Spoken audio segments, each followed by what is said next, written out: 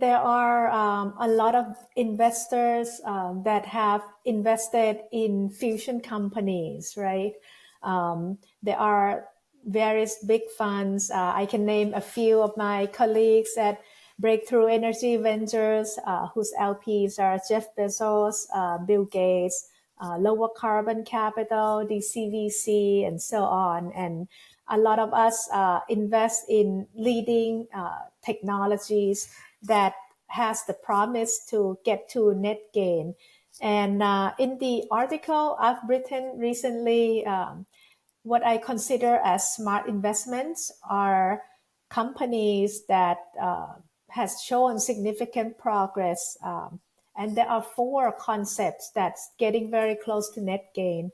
One is tokamak, second is stellarator, and then you have the maglev approach, which is based on the magneto-inertial fusion. And then you have the inertial confinement fusion or the laser approach. I think these four has a good promise to get to net gain.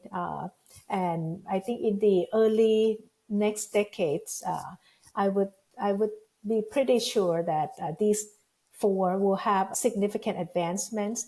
So those investment along these concepts, I think it's a good investment that's worth considering.